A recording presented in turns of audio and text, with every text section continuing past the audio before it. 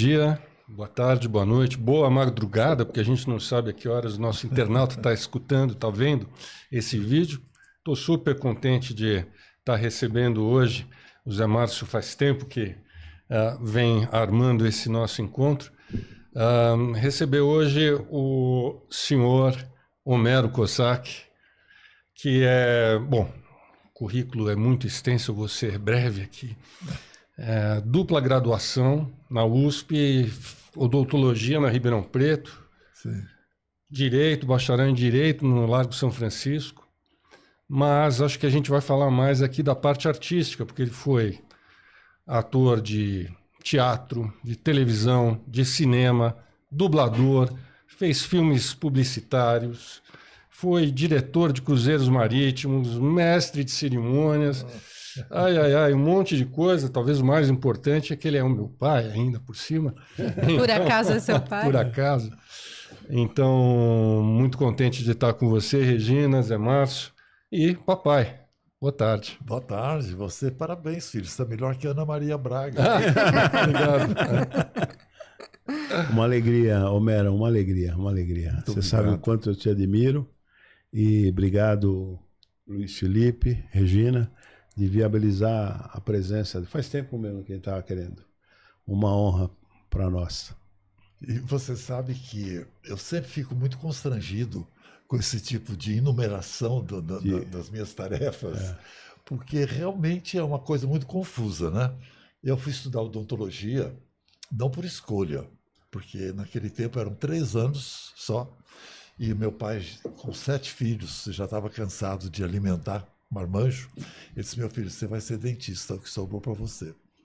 E eu tinha pânico de tratar de dente, eu detestava, morava em Goiás, sabe? E lá em Goiás, o fotógrafo, quando não tinha um cliente para fotografar, ele ia ser dentista. Quer dizer, não tinha nenhum aprimoramento da profissão. Então, de repente, eu me formei em Ribeirão Preto, mas sempre descontente, sabe? Sempre descontente, eu ficava preso no meu consultório o dia todo, olhando a rua, com aquela vontade, com aquela querer a liberdade. Eu sempre procurei muito isso. Então, fui fazer Direito, que para mexer um pouco com a mente, né? Porque a odontologia é aquela...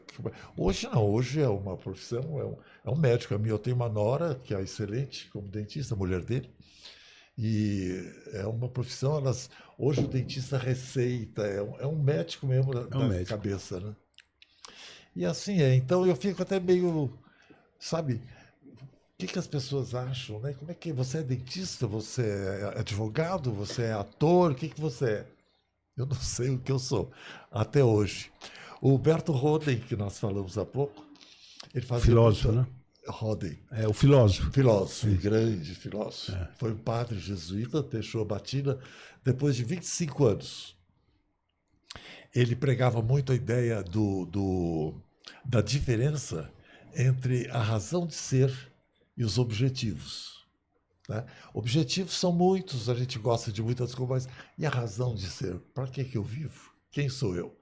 Essa é uma busca que eu sempre procurei fazer, sabe? Sempre me interessou muito. Psicanálise, essas procuras. Você fez análise há algum tempo, não fez, não? Não, eu achei que não ia ter cura. Não tinha jeito, então... Olha, eu acho você um elemento, você ia curar muito médico. Agora, os sobrenomes escrevem com grafia diferente, né? O do senhor é com K-O-S-S-A-K. Esse é artístico. Então, e tem uma história por conta disso. Né? Tem uma história. Eu quando fui para a TV Bandeirantes, para trabalhar com a Cacilda Becker, né, que era o luxo da época, havia tantos pretendentes, e eu fui escolhido, e eu não tinha nenhuma projeção artística, não tinha nem começado a ser ator, eu fazia teatro amador. Mas eu participei de uma... Homero, puxa só um pouquinho o microfone aqui para tua boca. Aqui. Aí. Eu participei de um trabalho ideológico chamado de rearmamento moral, que eu encontrei aqui em São Paulo um grupo de estudantes do Peru que resolveram transformar o mundo pela transformação do homem, né? Vivendo princípios morais absolutos. O erro foi aí, porque a única coisa absoluta é que tudo é relativo. Né? Mas, então, eu fui convidado, quando voltei dessa viagem, para fazer uma peça de teatro profissional, o caso Oppenheimer, que é a história do homem lá da bomba atômica. Né? E o diretor foi o Walter George Durst, e me viu nesse espetáculo, defendendo lá uma tese, e me convidou para ser o galã da Cacilda, que naquela época ela tinha brigado com o Valmor, estavam separados. E eu me senti super honrado, né? Porque trabalhar com a Cacilda é ser promovido, né? A gente tem, inclusive, algumas imagens que a produção podia colocar na tela para o internauta ver você com a Cacilda, mas continua falando. Continua falando. Com a Cacilda. Nós fizemos 100 peças de teatro, era uma por semana. Você e ela aí na Rádio Bandeirantes. Aí foi no lançamento, E aí o Inês de Castro. Isso, exatamente. Foi linda essa peça. Mas podemos voltar para a tua narrativa, fica tranquilo. Não. Quer dizer, acho que eu já fez par nada menos com Cacilda Becker. Cacilda Becker. Pelo amor. Como era atuar ao lado dela? Cacilda era uma mulher incrível. Eu quase me apaixonei por ela, sabe? Aliás, ela até quis fazer comigo uma dupla e percorrer o Brasil, porque eu sempre fui um cara meio perfeccionista. Quando eu pego uma coisa para fazer, eu quero fazer direito. E ela sentia o meu esforço, o meu empenho, né, em fazer bem. E me tratava muito bem. E eu estava, nessa época, trabalhando com a Dercy já, na Dercy televisão. Gonçalves, né? Hein? Dercy Gonçalves. Dercy Gonçalves. Eu apresentava a Dercy antes dela aparecer para o público. Eu chegava lá, boa noite, para todo o auditório. Depois a Dercy aparecia. E eu tinha uma brincadeira com a Dercy sempre de início. Uma vez eu me lembro que eu cheguei com a mão para trás e disse: Dercy, eu trouxe um presente para você. Esse presente olhou bem para a minha braguilha, mas não é aquilo, é? Me constrangia na hora, porque eu tinha uma timidez danada. Então, antes que a coisa piorasse, eu mostrava: não, eu trouxe umas flores para você. Ela disse: porra, você não tinha um frango assado? O que eu vou fazer com o frango? Eu não morri. Era daí para frente, sabe? Era muito romântica, Dercy Gonçalves. Ela é terrível. E ela chegava do teatro, assim, geralmente umas 4 horas antes. Ela dormia lá e não admitia que a gente combinasse nada com ela. Ela era um gênio. A improvisação dela é inacreditável, sabe? Eu me recordo uma vez, umas coisas eu não esqueci, gravei, mas foram muitas. Uma vez nós estávamos conversando, ela gostava muito de jogar. Ela disse: Homero, ontem teve um bafafá no Clube Multilíbano. Falei: o que foi? Ela disse: o marido de uma que estava jogando saiu com a mulher do outro e tiveram um acidente de automóvel. Putz. Foi um problema, um escândalo. Aí eu resolvi fazer uma pergunta já pensando na entrevista que eu ia fazer com ela. Sim. Digo: Dercy, por que será que o homem... Você acha que o homem é polígamo por natureza? Ela disse: o que é isso? O que é polígamo? Aí eu expliquei para ela. Ela disse: olha, Homero, quer saber? Eu acho que o homem é uma criança eterna. Porque o homem, quando tem um brinquedo... A criança, quando tem um brinquedo novo, ela adora aquele brinquedo. Estragou, a criança quer outro brinquedo, não sabe consertar. Ou seja, o marido enjoa da mulher e tem que separar. Então pensei comigo: maravilha, eu estou com a chave do sucesso hoje, vou fazer essa pergunta para ela. Então, Dercy e tal... Escuta, Dercy, me diga uma coisa, você acha que todo homem é polígamo por natureza? Ela disse: você já me falou que é isso, mas aquela senhora ali não sabe o que é, explica para ela. Ah, que maravilha. Desconcertava na hora, né? Por que você acha que o homem precisa de muitas mulheres? Ela disse: sabe por quê? Porque vocês são os galinhas. Tudo ao contrário do que já tinha dito lá dentro, sabe? Então era isso que acontecia com ela. Eu digo: mas escute, você lá dentro me fala. Eu ficava onça com ela também, porque eu não estava ali para ser escrachado, mas ela não queria saber, sabe? Era assim que o público gostava.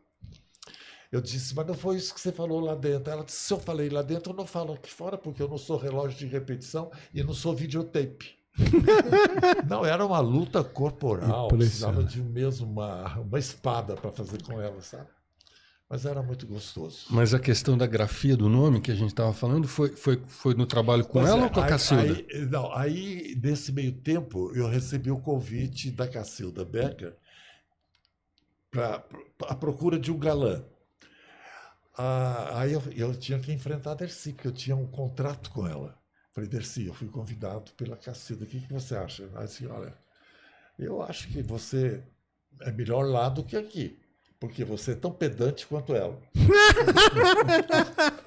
Era assim, viu? Eu falei, não, mas eu te agradeço, você não vai ficar com raiva, assim de jeito nenhum. Eu acho que você deve aproveitar. A Cacilda é realmente uma escada que, se você puder...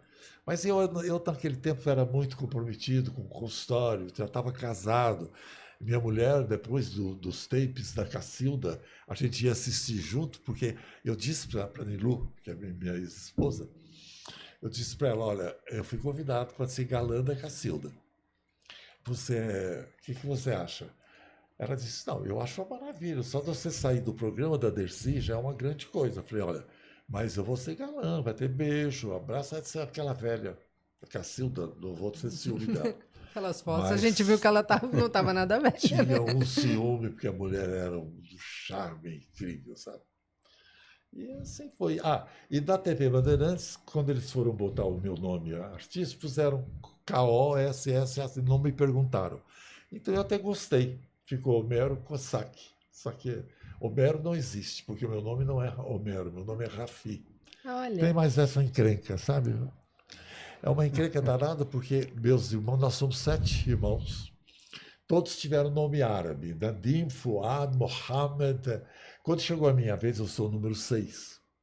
Os meus irmãos disseram para o meu pai, o pai não bota nome árabe nesse, não. Bota um nome mais simples. Homero, por exemplo, é um nome bonito. Ele disse, tá bem. Foi lá no cartório e me registrou como Rafi, que era o nome de um irmão dele. E não falou para ninguém, sabe, que eu era Rafi.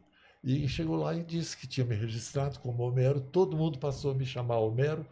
Eu, com 10 anos de idade, eu descobri que eu não era Homero. Quando eu fui tirar a carteira de identidade, que naquele tempo a gente tirava quando entrava para o ginásio, sabe? Eu vi que eu não era Homero. Você foi rifado. Aí o teu nome passou a ser Rifo. Rafi. Rafi. Mas eu rejeitei muito o nome. Eu ainda continuei dando meu nome como Homero. Porque todo mundo me conhecia, até minha mãe não sabia que eu era Rafi, sabe? Coisa de árabe. E você teve um Então namorico, você teve um namorico com a Dercy, né? Olha, a Dercy é um negócio para pensar. Ultimamente, que a gente não gosta mais de mentir, né? Porque não precisa. Já passou a hora, já menti bastante. Eu acho que eu tive um contato físico com o Dercy, mas não foi voluntário, foi uma coisa assim que eu precisava, porque eu me encantei muito com ela pela desinibição dela, eu tinha uma inveja da liberdade dela falar, e eu queria me aproximar dela. E também tinha aquele recalque do teatro, que através dela também eu podia realizar esse desejo de ser ator, né? Mas, na verdade, o que aconteceu foi uma grande amizade, um grande afeto que transformou. Tanto assim que eu tinha, na época, uma namorada linda, que eu ia encontrar essa namorada, ficava com a namorada até às 10, porque naquela época, uma moça distinta, às 10 tinha que ir para casa. Virava abóbora. Agora, às 10, ela sai de casa. Pro esquenta. Hein? Pro esquenta. Pro esquenta. Porque na noite mesmo é depois da 1. Exatamente. Eu deixava a menina em casa e ia encontrar a Dercy. Depois do teatro, a gente ia para o Gigeto. Foi lá no Gigeto que eu cheguei uma vez e me apresentei a ela. Já era na Rua Vai Andar? Era na Rua Vai Andar, em frente ao Cultura Artística, né? Eu estava com um ator chamado Eduardo Otti, não lembra dele, não? Não lembro. Era muito conhecido na época, Eduardo Otti. Hoje ele tem um filho que é diretor da Globo. E ele me levou até a mesa da Dercy e me apresentou. Ela estava de verde, tailleur verde, peruca verde, parecia um repolho, era uma maquiagem verde, né? Eu peguei, beijei a mão dela, porque era chique naquela época, né? Hoje você vai beijar a mão, então, deve ser viado, né? Era coisa que digo. Beijei a mão da Dercy, ela disse, Deus te abençoe, meu filho, berrando, porque ela é escandalosa. Onde é que eu estava? Não, ela estava no Gigeto. Não, no Gigeto. Então, quando... Dali para frente, a gente não se separou mais. Ela foi ser minha cliente de consultório. Ela ia para o meu consultório na Rua Marconi, ficava lá sentada, dormia, cochilava na sala, que eu tinha uma salinha de espera particular. Ela passava o dia todo lá, sabe? Ela se apegou a mim, ela estava separando do marido, que encontrou o marido com uma outra atriz na cama dela. Puxa. Então foi aquele desastre, né? Separaram e nós ficamos amigos. E correu a notícia que eu era amante dela, não só isso, que eu era gigolô, que eu vivia à custa da Dercy, porque eu fui de cara, eu tive muito sucesso na profissão de dentista, e eu me vestia muito bem, gostava, eu queria ser bonito mesmo, eu tinha essa insegurança de ser aceito. Aliás, é uma coisa que marcou muito a minha vida, foi essa insegurança, esse medo de ser rejeitado. Porque meus irmãos eram 3 homens, comigo 4, que foram estudar fora de Goiás, fora de Catalão.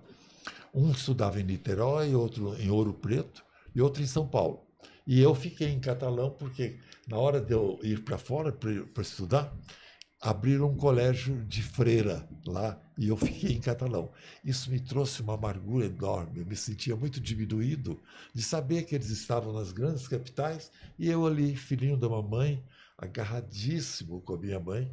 Tinha um ódio dela por isso. Sabe aquelas coisas que a Freud análise explica? depois explica. Sofri muito com isso. À noite, quando eu ia dormir, eu queria que ela morresse, sabe? Eu vou pedir para a produção colocar um monitor para mostrar aqui fotos tuas de galã e com ela, com a sua mãe, com a minha avó. Mãe. É. Eu fazia visita com a minha mãe. Eu ia lá. É sua mãe, bonita ela? Minha mãe era linda, era uma mulher incrível, analfabeta, como a mãe do Lula. Não sabia. Nasceu analfabeta e morreu analfabeta. É mesmo? Papai ainda escrevia em árabe. E no começo da carreira artística, você podia contar para os pais ou tinha que fazer escondido? Não, eu tive que esconder durante muito tempo, mas você sabe que eu fazia teatro em casa desde criança, desde a infância. Eu pegava lençóis da minha mãe, fazia cortina e cobrava a entrada, era pauzinho de fósforo. 5 palitos de fósforo na entrada e do lugar privilegiado eram 10. E chamava a vizinhança toda e fazia teatro ali. Mas eles tinham um horror. Meu pai dizia, meu filho, você daqui 2 vezes vai ser balhaço dos outros, porque ele tinha o sotaque dele, né? Mas eu tinha necessidade disso, eu queria ser ator, sabe? Era como eu me valorizava, a minha autoestima me pedia. E eu me caprichava muito no meu visual, eu me tratava muito bem. E foi em São Paulo que eu tive a experiência de fazer teatro mesmo de verdade. A primeira pessoa com quem eu tive contato foi com o Paulo Autran. Paulo Autran, que era também meu cliente de consultório. Grande ator, né? Grande. Acho que é um dos maiores que a gente já teve, né? É o quê? Acho que um dos maiores que o Brasil já teve. Ele é tido como o maior ator mesmo da época, era o Paulo. E uma pessoa, uma cultura incrível, um homem muito fino, muito educado. Eu fui fazer televisão depois, me convidaram para a novela, né? Eu chegava lá para gravar e encontrava todas as bocas abertas mostrando o que você acha desse dente. Ninguém me levava a sério como ator, eu continuei sendo dentista. E foi nessa época que você entrou no teatro e conviveu aí com os grandes pioneiros do teatro, TBC, Teatro de Arena. Sim. Conta um pouco aí dessa época. Fiz muito teatro sem abandonar o consultório, sabe? Porque eu tinha que fazer aquilo pela minha família, o consultório, e pela sociedade. E meus clientes, era um problema, né? Que você tem um dentista que você sabe que não está no consultório porque está gravando na televisão, é meio duvidoso. E eu me empenhava, que eu queria manter as duas coisas. Mas foi uma forma de nos dois segmentos, você estar na boca do povo, né? Exatamente, ao pé da letra. Ao pé da letra. Por isso que hoje que as coisas já mudaram muito, né? Eu gosto muito de dizer, seus filhos, como dizem os psicólogos, seus filhos não querem ser doutores, eles querem ser felizes. Se para ser feliz quer ser doutor, tudo bem, seja doutor. Mas não tem que ser doutor. Na época tinha que ser doutor, sabe? Você não tinha valor nenhum. E hoje eu acho que se você não faz o que gosta, você nunca será feliz. Você não só não faz bem. Ontem eu assisti um programa de televisão daquele Gustavo Lima, o cantor, soube? Ele fez um programa de Natal no SBT. Um programa luxuosíssimo. Uma maravilha. Você vê que pessoa encantadora que ele é, porque a gente sente que ele é feliz cantando, e canta muito bem, sabe? Então, eu acho que você, para ser você, você tem que, às vezes, violentar os que te cercam, sabe? Os que te castram. Eu fiz análise durante muito tempo, precisei muito da análise, e, sabe, precisei para me aceitar. O artista é difícil que ele esteja ali atuando por pressão, porque a família exigiu. Naturalmente, o artista gosta do que faz. Exatamente. Não, o ator que tem pudor de qualquer natureza, seja esse familiar ou qualquer outro, ele não pode ser ele não exercita a persona, né, dele como ator. Não pode. E a Cacilda achava que eu tinha muito talento, mas que eu era ainda muito preso, sabe? Mas fizemos eram 4 peças por semana, por mês, 4 peças por mês, de TV. Ah, tá. De TV. Eu gravava com ela no tempo do videotape e gravava uma peça já estudando a próxima. Nos intervalos ia decorar o texto, sabe? Romero, nós não registramos, né? Mas era importante registrar que você está com 94 anos. Estou, sim. Mas você faz questão de fazer... Não, é só para dizer que ainda faltam uns 15, né? Não sei, como não. você vai ultrapassar a Dercy faleceu com 101. quanto? 101. 101 anos. Então Mas não se preocupa que só vai ficar entre nós aqui essas informações. Não tem nenhum problema desses. Eu gostaria de ter a tua idade. Eu acho que aos 70, né? E pouco. Setentinha. Eu estou há 48 dias dos 70. Estou em negociação com Deus, estou pedindo mais 20, mas se ele fizer um contratinho de 10, eu assino amanhã. Engraçado que eu tenho... Eu hoje trabalho no Clube Paulistano com jograis, né? Nós fazemos um espetáculo de poesia. Tiramos a poesia das prateleiras, porque a poesia sumiu, né? Ninguém mais usa a poesia. E estamos fazendo lá um espetáculo com muito sucesso. E eu me lembro de um texto que fala isso. Nós até aceitamos ter 90 anos, mas não queremos vivê-los. Não queremos viver como 90 anos. Como 90. Mas a gente tem que aceitar. E assim é. E como que é aquelas palavras que no início do espetáculo você falava? Eu era assim, eu era assado. É que eu não tinha esse rosto de hoje. Eu até tenho esse aqui marcado. Você não sabe de cabeça? Eu acho que eu não sei. É um poema da Cecília Meirelles. Pega. Hein? Ele lembra, acho que ele lembra. Eu não tinha esse rosto de hoje, assim calmo, assim triste, assim magro. Nem esses olhos tão tristonhos, nem o riso amargo. Eu não tinha essas mãos tão pesadas, tão tristes e frias. Eu não tinha esse coração que nem se mostra. Eu não dei por essa mudança tão simples, tão clara, tão devida, em que espelho ficou escondida a minha face.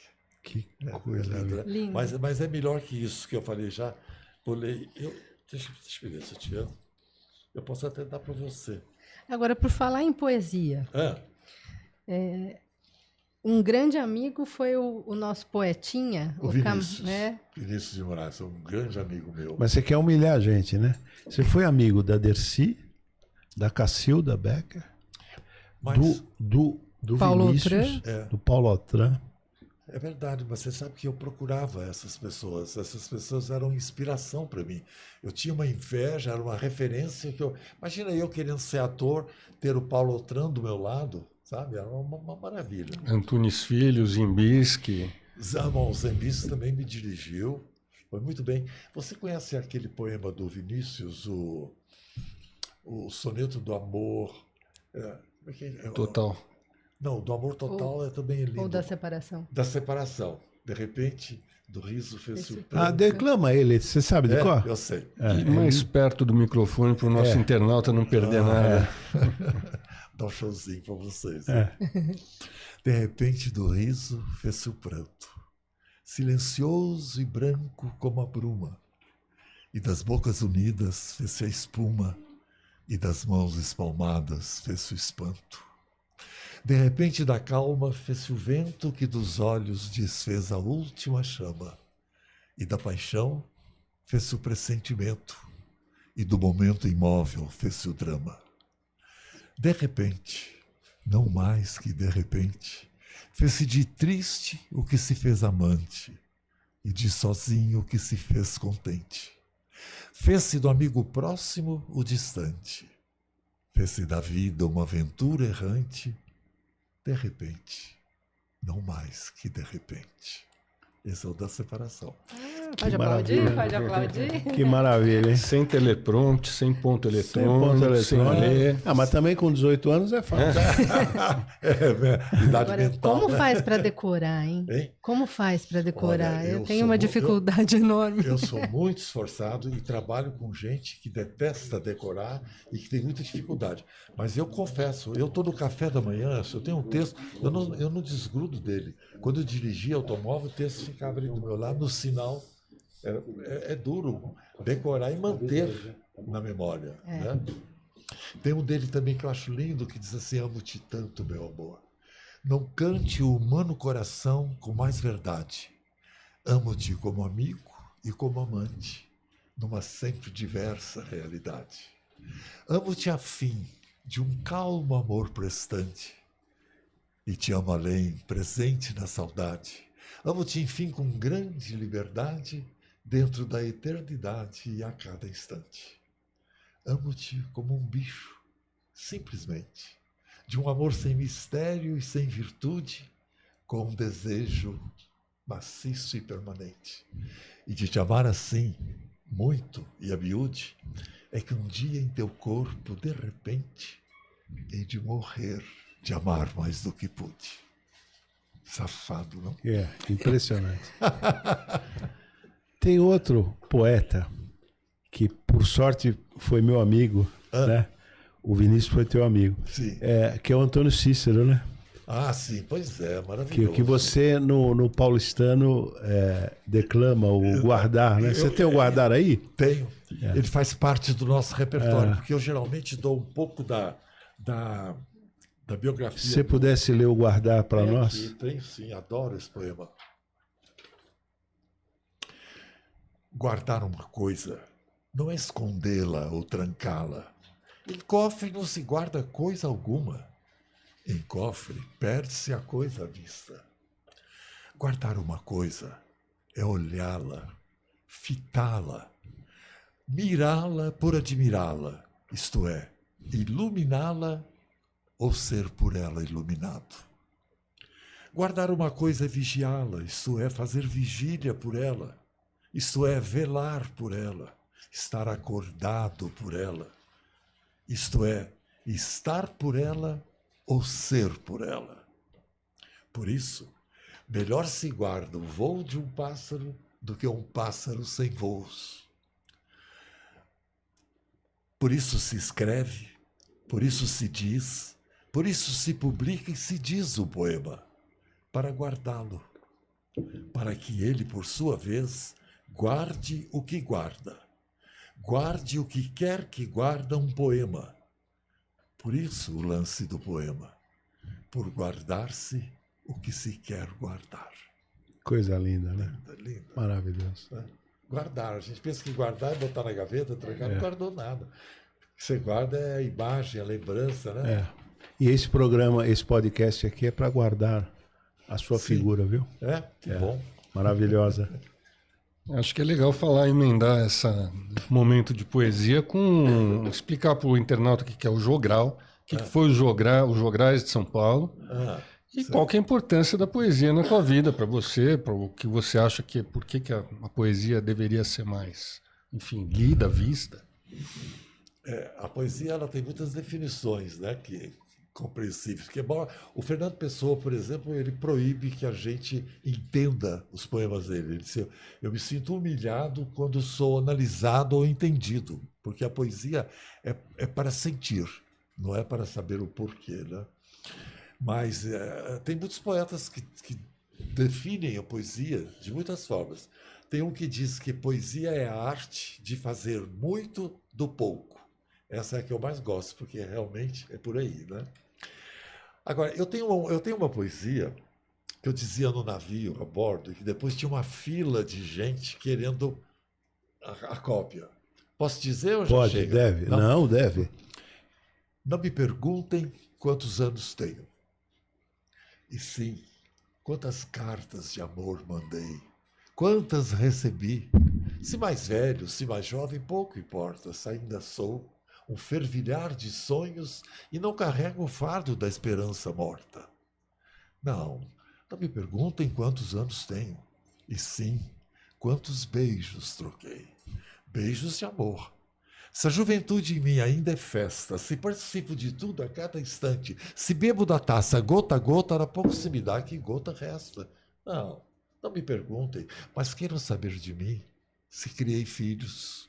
Queiram saber de mim que obras fiz. Queiram saber de mim que amigos tenho e se alguém pude eu fazer feliz. Não me perguntem quantos anos tenho, mas queiram saber de mim por onde andei.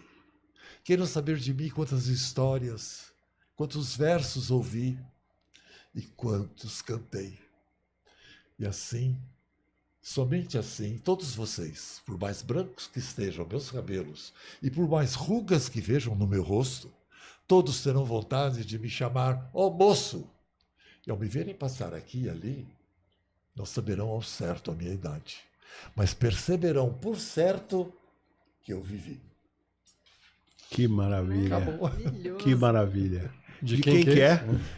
Essa é de um autor desconhecido, cujo nome é Sarkis não sei o quê, que é desconhecido. Eu vou confessar para vocês, é meu pseudônimo. É seu pseudônimo. Mas parece com você esse poema. Parece contigo. Ninguém sabe a tua idade. A gente pensa que você tem muito mais. 105. Jograis de São Paulo. Os jograis. Pois é, os jograis são da Idade Média. Eram, como se diz, artistas de rua e de nobreza também. Os trovadores. Trovadores, os menestréis e tal. E o Rui Afonso Machado, lembra do Rui Afonso? Era um ator, escritor, poeta. O Rui Afonso foi um grande amigo, um grande companheiro.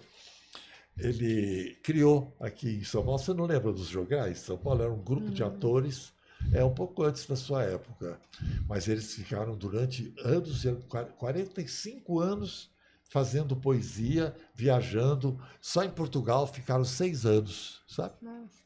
E então eu criei no Clube Paulistano, como eu participei dos jogais com o Rui, eu criei um grupo lá para trazer poesia de fora. Até hoje vocês... Né? Faz 15 anos que nós fazemos isso lá. Pegou, sabe? Tem uma classe que é alérgica, né? Os jovens acham que poesia é muito chato.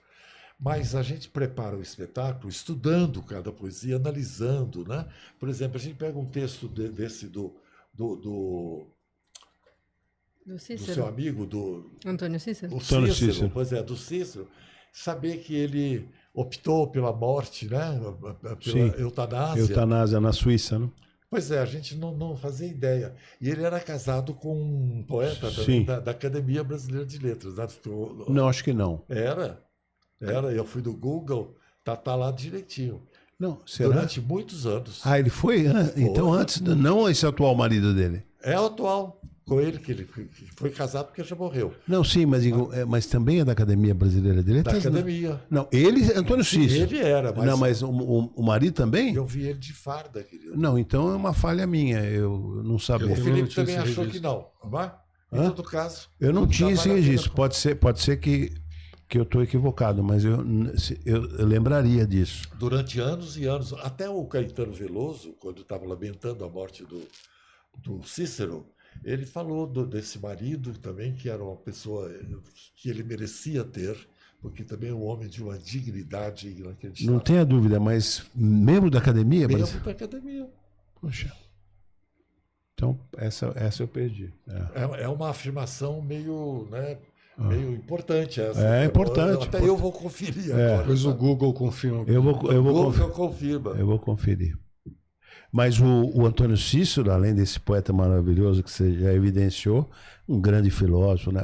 Mesmo esse último livro dele, O Mundo, último não, um dos penúltimos, O Mundo Desde o Fim, é de uma sofisticação, uma coisa. Um grande especialista em pragmatismo norte-americano, Richard Hort, era um monstro. Mas esse guardar foi considerado um dos 100 melhores livros do século XX. Exato. Poemas, Agora, Você ia mostrar umas fotos? Não. Não. Estamos mostrando aí. Eu fiquei curiosa com esse capítulo aqui de ser diretor de cruzeiro. Sim. Isso também foi outra barbaridade, mas que era uma delícia. Você entrou de gaiato no navio, né? Hein? Entrou de gaiato no navio. Eu entrei a convite do Aldo Leone, da Gastur Turismo.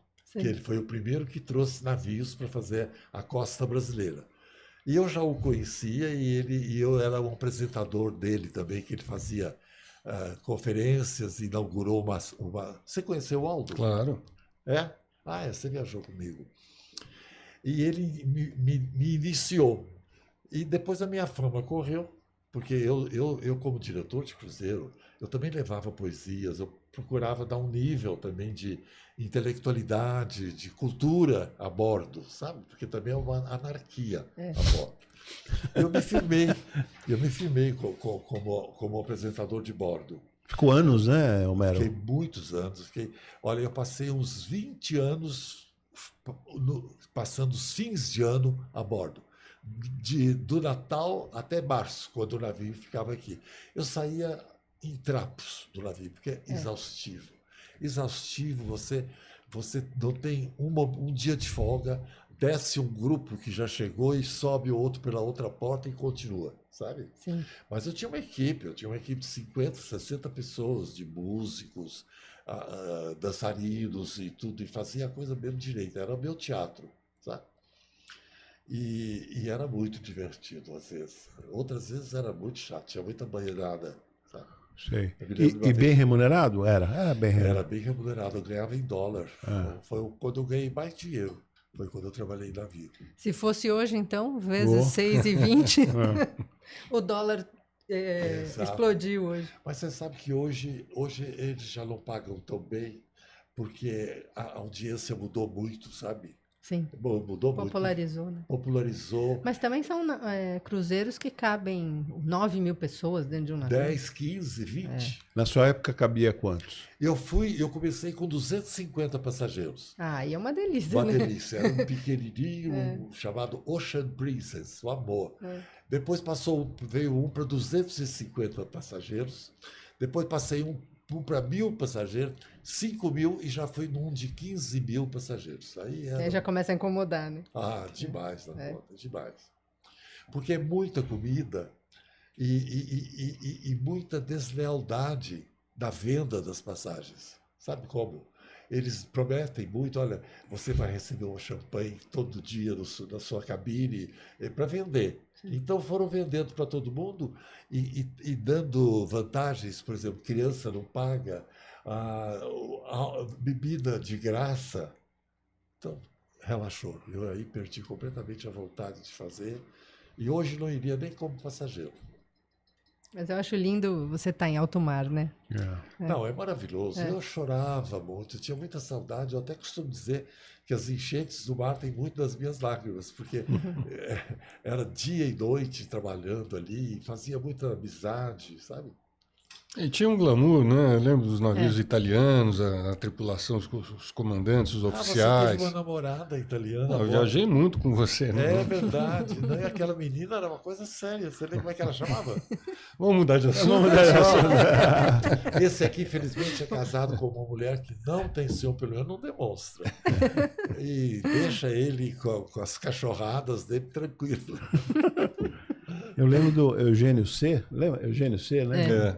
Você chegou. Eugênio C. Eugênio C. Trabalhei no Eugênio C. Era o melhor da época. Era o melhor. Pra cá, hoje ele é cargueiro. O Eugênio C ainda está na ativa. Está, mas como cargueiro, transporta mercadorias. Homero, qual o segredo de chegar aos 94 com inteiraço, bonito, quer dizer, bonito você sempre foi, mas com essa memória, pô? Qual o segredo? Olha, tá na realmente eu acho que é exercício. Eu li muito e decorei muitas coisas. Eu sei poemas de 5, 6 páginas, sabe? De cor. Nossa. Isso é um dom, né? Porque a tua memória é um negócio absurdo. Olha, você sabe que eu sempre me julgo muito mais esforçado do que talentoso, honestamente. Porque eu fiz muito esforço na vida. Esses estudos todos que eu fiz era para procurar uma autoestima maior, que eu tinha muita desconfiança de mim mesmo, sabe? E tinha muito medo da rejeição. Fiquei muito tempo para descobrir a diferença entre rejeição e frustração. Isso foi, em análise, minha grande conquista. Porque às vezes a gente confunde, você pode ficar frustrada por algum desejo não realizado, né, que é a frustração, mas isso você supera. Mas a rejeição, o complexo da rejeição é doloroso, doloroso. E eu tinha muita competição com meus irmãos, que sempre me prestigiaram muito, mas eu sempre os julgava melhores do que eu. Entendi. Isso me fez sofrer bastante. Mas você superou todos eles, né? Analisando, retrospectivamente, você superou todos eles. Eles, inclusive, dizem isso, sabe? Depois passaram a dizer isso de mim. Porque eles viam também a minha busca, sabe? A minha procura. E na faculdade de Direito, o que encantou mais? Olha, eu fui para a faculdade de Direito motivado pelo Alfredo Buzaide, que era muito meu amigo. Que foi seu padrinho de casamento. Foi meu padrinho de casamento. Eu era muito amigo da mulher dele, do filho. Ele tinha um filho que morreu no desastre de avião com a mãe. E fiquei assim, um membro da família, sabe?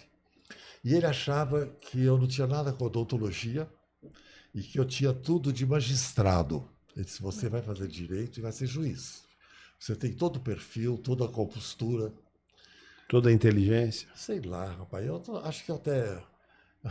Eu me promovia muito, sabe? Eu acho que eu era um grande... Como é que chama o cara que faz propaganda de si próprio? Hoje em dia a gente fala marqueteiro. Marqueteiro, exato. Marketing pessoal. Olha aí, Alfredo Buzaide. Essa é a segunda esposa dele. Essa ainda está viva. Mas... E a minha mulher também é outro capítulo meio desastroso, sabe? Porque... Que está aqui, né? Ela é a noiva. A noiva de chapéu é do Buzaide. Tá intercalado. Os casais estão intercalados. Ela, né? Ela é viva ainda, bonita. Tem 15 anos menos que eu. Mas você é um verdadeiro galã mesmo. Olha aqui, olha lá. Eu era bonito mesmo. Bonito. Sem favor algum. Eu gostava de me olhar no espelho. Olha lá. Você tem só um defeito, você é muito baixo, né? No Lago de São Francisco foi colega do Michel Temer, quem mais outros ilustres? Michel lá? Temer a gente estudava junto, ele ia no meu apartamento para a gente estudar em época de exame. Quem da época... Ele já falava que queria ser presidente? Não, ele já era político ali do Grêmio, do Grêmio Estudantil, sabe? Ele falava ia, não fiz errado a mesóclise aqui. Era o quê? Ele falava ia, porque ele só usa mesóclise, né? Aí ele fala agora. É o estilo dele, né? Ele sempre foi muito simples. Era assim. Era da turma da oposição. Ele é de também, Tietê, né? Tietê é a cidade. De Tietê. E árabe também. Né? Árabe. Origem árabe. Conheci, tem um irmão advogado que advogou para o sítio nosso lá da Cantareira, o irmão dele que pegou a causa lá para tirar o empregado. Mas eu tenho boas lembranças do Michel. Eu tive a oportunidade de falar de você para ele, sobre você para ele, e ele lembrou, inclusive, da sua madrinha Paraninha na formatura da faculdade. Conta essa história que é legal. Dercy Gonçalves. Pois é, eu acho Voltamos a Dercy Gonçalves. é incrível. Não, Dercy presente o tempo todo, durante 50 anos. A gente não se separou. Até a morte. Você foi parceiro dela até o fim, né? Eu fui, sabe, porque ela me valorizava muito, ela acreditava muito em mim, ela se socorria comigo. Então isso me fez amá-la realmente, sabe? Era uma criança velha. Ela tinha 25 anos mais do que eu. E acreditava muito na análise. Ela foi fazer análise por meu intermédio, sabe? Ela te guardou a vida inteira, né? Sim, guardou. Ela te guardou. Exatamente. Olha, esse cara até parece filósofo mesmo, né? Mas é, né? É isso daí, eu sei que é.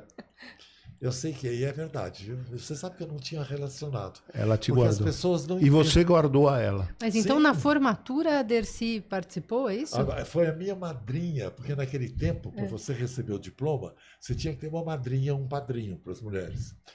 E eu convidei a Dercy para ser minha madrinha, mas assim, na base do louco, porque naquele tempo... Isso é no Largo São Francisco? No Largo São Francisco. Na década de 1900 e...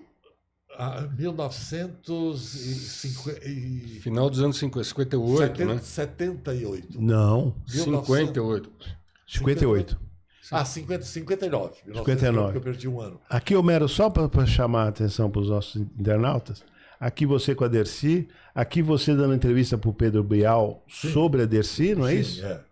E ali a Dercy como cantora, que ela começou a carreira dela cantando. Aqui você e a Dercy, né? Quem que é essa moça? Essa Sinira Arruda. Sinira Arruda. Sinira Arruda. É, bonitinha. Sumiu Isso no Clube Paulistano, num Réveillon. Sumiu a Sinira Arruda. Sumiu mesmo. Eu convivi bastante com ela. Ela foi minha cliente de consultório também. E como foi aquele momento da formatura, de repente sua madrinha Dercy Gonçalves? Menina, você sabe que eu estava com medo. Na faculdade eu tive medo. Mas eu falei, não, eu vou. Quando eu a convidei, ela ficou tão emocionada. Só que antes de entrar na faculdade, a gente marcou. Como meus pais estavam aqui para assistir minha formatura, não quiseram ir. Porque souberam que a Dercy... Ficaram indignados, porque a Dercy era, sabe, o preconceito em cima dela era o pior. Se queria ofender alguém, se dizia, parece Dercy Gonçalves, sabe? E eu engolia tudo isso porque eu acreditava muito nela. Então eu estava esperando a reação dos estudantes quando chamaram Rafi Kozak, cuja madrinha é Dercy Gonçalves. Os estudantes levantaram, fizeram urra para a Dercy, que foi a coisa mais linda que você pode imaginar. Dercy, apoiando a presença dela, sabe? E depois... Porque também ela estava no auge, né, ali, né? Estava no auge, o teatro dela superlotado. As mulheres iam ao teatro dela à tarde, ela fazia uma sessão só para mulheres que iam escondidos dos maridos. Porque Olha, não os maridos sabia. não podiam saber que foi ver Dercy. Os homens iam todos, né? Porque ela cuspia na plateia, sabe? Uma vez, no meu casamento, quando nós voltamos da lua de mel, passamos pelo Rio, eu e minha mulher, e ela estava lá no Rio representando. Aí eu telefonei para ela e disse, vai ao teatro, leva sua mulher e tal. Ficou muito amiga da minha mulher depois disso. E eu me lembro, nós entramos atrasados no teatro, ela parou a peça e disse, olha, estava trepando até agora, chegou atrasado, depois não vai entender nada do espetáculo. E a minha mulher não estava ainda habituada com isso, depois ficou bem habituada. Não estava habituada a trepar ou a entender a Dercy? Olha, a trepar, eu acho que ela ficou bem habituadinha. Mas era assim, era uma comicidade atrás da outra, sabe? E quando a Maria Adelaide escreveu a peça sobre a Dercy Maria Gonçalves, Adelaide Amaral, né? E que era muito amiga da minha mulher e ficou muito minha amiga também. Acho ela hoje uma mulher muito enjoada e muito revoltada. Mas isso não importa. Ela escreveu uma minissérie sobre a Dercy e pôs no texto dela um agradecimento a mim, a Dercy falando. Uma vez você deu um jantar para Maria Adelaide Amaral. Sim, ela E eu fui lá na sua casa. Estava, né? Eu estava. Com o Ronifon também você não esteve? Tive também. Acho que sim. Eu gostava muito de exibi-lo, porque ele sempre foi muito simpático, e as pessoas gostavam muito dele. E eu sempre tinha uma mentira nova para contar, né? O que não deixa de ser uma criatividade formidável, né? A turma, mentiras sinceras me interessam, né? É uma música do Cazuza? Cazuza. É. Tudo mentira sincera. É, mentira sincera. Mas o bacana de você é que você só opera com a verdade, né, o Homero? E verdade sincera. Você é um cara verdadeiro, Homero. Eu tive que mentir muito, para te dizer a verdade, sabe? Mas não com a intenção de ser um mentiroso. Não, você usou mentira para dizer a tua verdade. Exatamente, é por aí. É por aí. Eu fui muito cerceado pela família, mesmo pelos meus irmãos, sabe? Meus pais. E eu era um cara de muita projeção, que eu fazia questão de me projetar. Nunca fui nada importante, mas eu aparecia com as minhas roupas. Eu tenho roupa aqui até hoje do meu tempo de solteiro, que são chiques. Navio, então, os americanos... Você ainda tem guardado? Tenho guardado. Tinha um corpinho. Eu emagreci 20 quilos, porque eu peguei o vírus. Sim, perdi 20 quilos. É Covid? Peguei o Covid, Mas meu enxoval de bordo era de gay granfilo, sabe? Porque navio é muita fantasia, né? Cheio de pregas e poeta e tal. Então era por aí. E eu acho que eu aproveitei bastante, mas hoje, se eu fosse viver de novo, eu acho que eu perderia um pouco do medo que eu tive na vida, sabe? O medo de ser, o medo de aparecer, o medo de agradar, sabe? Eu quase pedia desculpa para as pessoas quando elas iam me elogiar, mas como você tinha tanto talento quanto, ou até mais, eu diria, não para querer te agradar. Você podia ser tão famoso quanto o Paulo Autran. Talento você não te faltou. Olha, nem beleza, nem altura, nem tudo. Eu não digo Paulo Autran, porque é muita pretensão, mas se eu tivesse me dedicado ao teatro como deveria dedicar, como ele se dedicou, eu ficaria próximo dele, porque realmente eu tinha uma paixão. Porque Aliás, na uma prática... coisa, desculpa, uma coisa que você falando teve uma queda pela Cacilda, né? E eu estava aqui pensando, né? Você com os 94 e tal, e o Valmor, tadinho, o Valmor se matou, né? Se matou, deu um tiro na boca. Aos 80 e tantos, né? Ele tinha quase 90. Quase 90, 88, 89. O que explica o Valmor chegando aos 90 a se matar, não? Que loucura, né? Olha, ele era muito infeliz, o Valmor. Eu participei muito da vida deles durante um tempo. Ele sempre foi amargurado, né? Sempre amargurado. Era um homossexual que não se assumia totalmente. Se assumiu no final da vida. Acho que talvez por isso, pode ser? Eu acho que era, porque a Cacilda era muito mulher, sabe? Muito mulher. E ela sabia da homossexualidade dele. Uma vez foram para a França, durante os nossos espetáculos, ela até pediu licença para viajar, que foi encontrá-lo na França. Ela era perdidamente apaixonada por ele, né? Totalmente, vencida por ele, sabe? Ela achava ele um ótimo ator. E ele fazia dela gato e sapato. E ela até lá da França, que ela foi encontrar, ele estava com Raul Cortez fazendo teatro, os dois lá. Lá da França, ela me mandou um cartão escrito assim: I miss you very much. E esse cartão chegou na mão da sua mãe. Você sabe quem é a sua mãe? Chegou lá e ela viu aquele cartão, rasgou, porque ela tinha um ciúme da Cacilda, que era uma coisa... Mas a Cacilda queria nos separar, a minha mulher, porque ela queria ficar comigo, sabe? E eu nem devo estar dizendo isso, porque... Não, ela tem que dizer. Mas... Então não era ciúmes, né? Ela tinha razão, né? Ela tinha razões para querer, porque ela queria, inclusive, se vingar do Valmor, com uma pessoa que ela dizia que era mais bonito que o Valmor. E o Valmor era um homão. Ele era muito bonito. Mas ele tinha ódio de mim. Nossa, ele me desprezava, que era uma coisa horrível, sabe? E eu fiquei muito amigo também da irmã dela, da Cleide Ácolis, que era minha cliente de consultório. A Cleide foi meu cartão de visitas do consultório, porque foi a primeira boca que eu reabilitei. Ela estava toda quebrada e coloquei jaquetas, ela ficou com um sorriso maravilhoso e fazia questão de mostrar, olha como o Homero fez. Tá? Homero, sabe uma coisa que eu sempre lembro? Aqui é importante ver esse teu depoimento, que é muito abalizado, que você dizia que o Raul Cortez Eu conheci o Raul Cortez. Não era no palco com os praga, colegas, não era cortês com os colegas. Nada. Nada, Raul, nada cortês. Nada cortês. Comigo mesmo ele foi, mas Procede essa lembrança, então. totalmente. Tinha atrizes que diziam, se o Raul estiver neste elenco, eu não vou. Porque ele fazia questão de boicotar o ator, sabe? Ele fazia, se o ator estava fazendo sucesso, ele falava na hora errada, assim, propositalmente. Para quebrar. Para quebrar. E ele não precisava, porque ele era um excelente ator. Excelente, muito um gostado. monstro. É.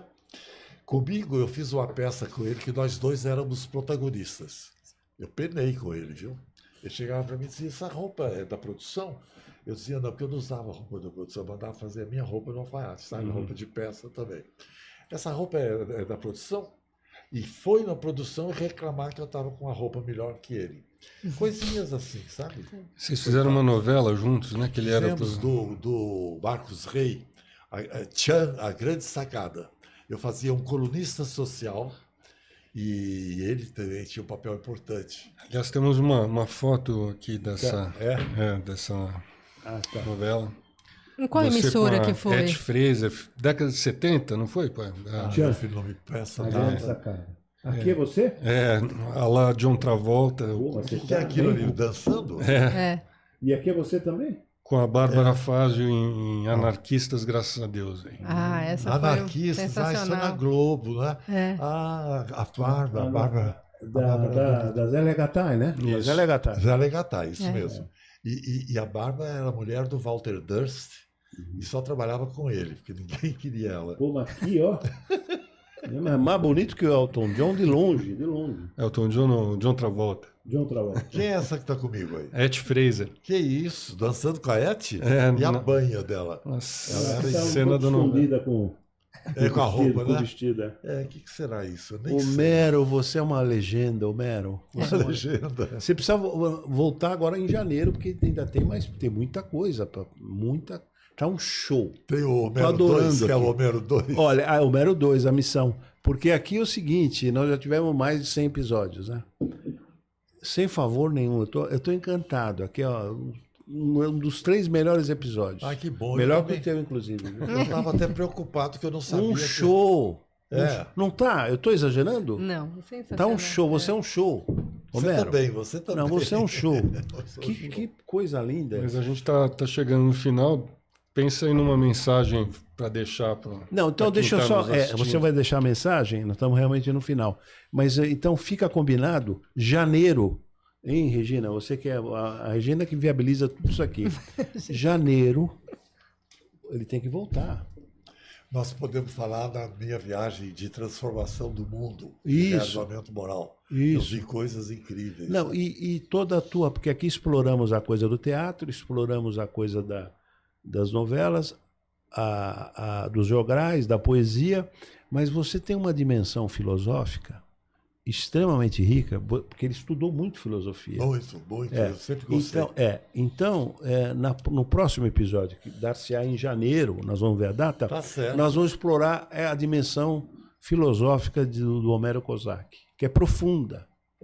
Porque você sabe que todos os meus espetáculos eu abro com uma abertura, com uma mensagem Filosófica, existencial. filosófica, humana, necessária, porque eu acho que o mundo precisa disso. Claro. Né? O mundo precisa. E você com o microfone na mão, falando besteira, é um desperdício. Esse talvez é um dos segredos também da tua fora a coisa genética, essa preocupação Sim. filosófica do estar no mundo, né? Isso ajudou na tua... Eu Sim, queria porque- até aproveitar e fazer uma pergunta, juntando o lado filosófico de ator, que esteve atuando com mulheres belíssimas, e também dentista. Sim, você vai fazer uma pergunta, você vai perguntar se eu quero casar com você. Eu queria perguntar, o que o senhor acha que hoje em dia os dentes são mais brancos do que um anúncio de Colinos, né? Sim, Não sim. existe mais Colinos, mas, né? Então todo mundo com aquelas lentezinhas brancas, que lentes é de altamente contato. artificial. Ninguém tem dente branco daquele jeito, né? Exatamente. Já Inclusive, melhorou, já foi mais branco. Inclusive os dentistas agora podem fazer preenchimentos e tal. Sim. Então, assim, essa artificialidade que Sim. ninguém mais quer envelhecer, é um medo de envelhecer, Sim. né? E capricha no sorriso. O sorriso fica mais bonito. Fica mais bonito. Eu percebo quando está mais branco do que devia, né? Porque eu tenho os olhos para isso. Mas está muito comum, todas essas clínicas. Você vê, por exemplo, aquela atriz, como é que ela chama? A Regina Casé. Sim. Lembra dela? Sim. É. Uma boca horrorosa. Hoje está com essas lentes sim. aí. Você vê que é mentira. Você vê que é mentira. Então, mas eu acho que falta um pouco de cultura nessa arte dentária. Cultura como? Não querer fazer do natural uma coisa perfeita. Porque o natural também não é perfeito. A perfeição não é natural também, né? Mas também fica melhor do que aquele sorriso do Tião Macalé, lembra? Não, claro, também. Nem 8, Tem nem uma cara- 80, O né? Tião Macalé. Lembra? Desdentado. O desdentado que falava nojento, nojento, lembra? Eu vi também no meu consultório, eu sofria muito com isso, com gente que não queria aparecer o tratamento. Não importa se o material era resistente ou não, mas tinha que ser da cor do dente. Porque a gente usava muito amálgama naquele tempo, lembra? Sim. Aquele prateado, né? É. E as pessoas não queriam de jeito nenhum. Mas eu acho que houve até uma valorização da boca e do sorriso, sabe? Sim. De uns anos para cá. Ô, Bero, você não tem ainda o consultório de dentista, não? Não, a Paula está do meu consultório. Ela ficou com ele. Então, ela, de alguma forma, continua, né? A Paula é uma craque, ela faz canal. Mas a Paula vai em como é que chama isso? Congresso. Não, ela é uma Congresso das... do mundo inteiro. A Paula é uma das mais renomadas dentistas É de São verdade. Paulo, é verdade. E é verdade. Uma clientela E os clientes dela é elitizada. filha do Silvio Santos. elitizada, por eu aí. sei disso, eu sei disso. E ela é Fica aqui a muito propaganda. respeitada, hein? Fica aqui a propaganda da Paula. Aliás, e não falamos das suas passagens com o Silvio Santos, não falamos de muita coisa. Não, vou né? ter que voltar. Não, tem que voltar. Tem que voltar. Tá Você anotado sabe que aqui já. um dia eu estava lá terminando uma peça de teatro e a Paula ela assistiu quase todos. O Felipe, algumas não pôde ir, né? E no final, eu tenho o meu papo com a plateia. E falei, olha, eu tenho aqui uma dentista. Ô, Paulo, você trouxe cartão? Você precisa distribuir cartãozinho aqui. Ela morreu de rir. Mas ela é uma entusiasta, né, do trabalho. Incrível, incrível. Pois é. Romero, você é um sucesso. Obrigado, Você é um querido. Não é sucesso. tanto assim. Deixa eu E ver se eu adorei, tenho- eu sabia que ia ser um negócio fora da curva, né? Mas até surpreendeu. Obrigado, Luiz Felipe, obrigado, Regina. Viabilizaram. E janeiro, a minha agonia. Janeiro, Em janeiro vamos voltar o round 2, focando um pouco mais no Homero filósofo. Homero Kozak, filósofo. Quer deixar registrado nas palavras finais? Finais, algum poema, Não, alguma eu vou mensagem? dizer aqui uma mensagem que eu Tá costumo dizer lá, sobre educação e sua ausência. Não é um texto bom? Muito bom. Quando nossa ex-presidenta perguntou ao Papa Francisco se ele estaria disposto a colaborar com o fim da pobreza do nosso povo, a resposta não poderia ter sido melhor. Podem contar comigo em tudo que colabore para o desenvolvimento de cada ser humano. Há uma fome mais profunda que a fome estomacal, e todos têm o direito de satisfazê-la. Não é bom? Certamente o Papa se referia à fome do conhecimento, aquilo que ensina, educa e, mais do que tudo, engrandece o ser humano. É a fome que desperta mais fome. Não é interessante isso? Muito. Você come e fica com porque à medida que você vai sabendo mais, você vai querendo mais, né? Quanto mais sei que nada Mas, sei. Isala, está aqui. Há 60 anos atrás, eu pensava que sabia tudo. Hoje sei que nada sei. A educação é a descoberta progressiva da nossa ignorância. Bacana isso. No dizer do padre Antônio Vieira, a educação é moeda de ouro. Em toda parte ela tem valor. Não pode ser delegada apenas às escolas. Aluno é transitório. Há escolas que são gaiolas e há escolas que são asas. A educação é para a alma. A educação é para a alma o que a escultura é para um bloco de mármore. Fala a verdade. Maravilhoso. Os filhos podem se tornar para os pais, conforme a educação que recebem, uma recompensa ou um castigo. Eu tive um castigo danado, você sabia? A educação não tem preço, sua falta tem custo. Educar é semear com sabedoria e colher com igual paciência. Você não ouve isso num teatro, não é? As pessoas Isso é de ouvem... sua autoria? É pesquisa minha. Sim, o texto não é feito por mim. Eu copio de algum. Não, sim, mas colagem, a colagem É minha. Eu pego daqui e dali. Eu faço muita pesquisa. Muita. Porque senão, sabe... Você sabe, mas você omitiu nessa tua digressão Sei. que quando a presidenta pergunta para o Papa, você omitiu porque você é modesto. Ele diz, como diz o Homero Kozak, e aí ele... Não diga isso, querido. Não diga isso que eu vou ficar muito convencido. Bom, muito obrigado a todos e até o próximo episódio em janeiro com Homero Kozak, filósofo.